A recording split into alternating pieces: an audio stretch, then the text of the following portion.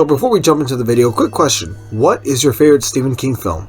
Or book? Let me know down below, I'd greatly appreciate it. Let's dive in. Now, let's start from the gate. This movie looks amazing and feels like a book come to life in the best way. You know how when they do the movie versions, they typically cut out a lot of things? I felt invested in the characters, least of all, Ben Mears, our author, main character, and a Stephen King stand-in. They say you write what you know, so King wrote himself in a small town mixed up with The Last Voyage of the Demeter, and with a little bit of Dracula sprinkled on top. Now, to be clear, Barlow looks creepy as all hell. I know he's not technically Dracula, but you get where I'm going with this. This movie doesn't feel like a 5-star theater film, but it's definitely better than the quality releases that typically come out on streaming services. Maybe a Walmart $5 bin movie?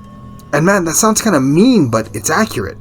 The whole I revoke your invitation thing is great. The whole idea of a small town taking on or being taken over by a vampire sounds great. There are pieces here that would have made a great scary monster movie. That would have made vampires scary, but alas, it failed. The townspeople that become monsters are not that scary, nor intimidating.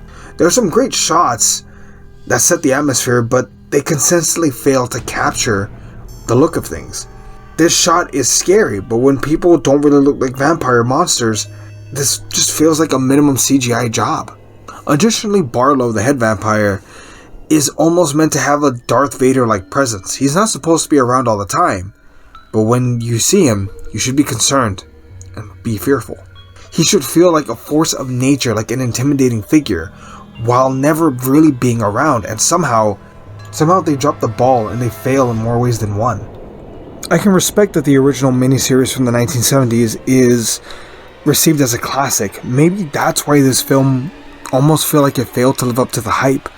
The original miniseries, even the one from 2004 version, were over 3 hours long, but this one is barely 113 minutes, not even a 2-hour film. It doesn't really have the time to breathe.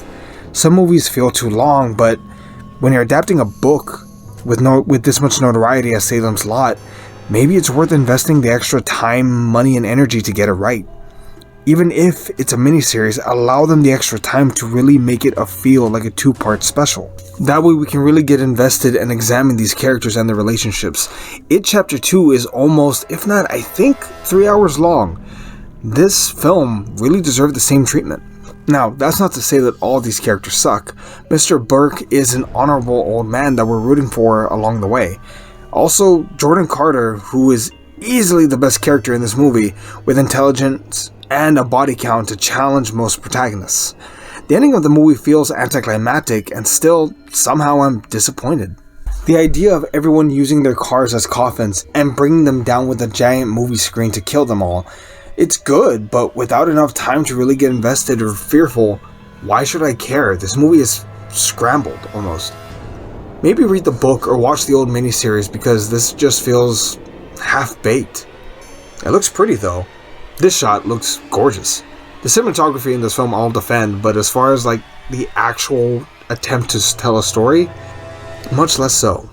This movie, for me at least, is going to be a 4 out of 10. It's probably not something I'm ever going to watch again, but again, cinematography, probably worth it. Also, do us a favor, like and subscribe, we'd greatly appreciate it, and we'll catch y'all next time. We'll see everybody.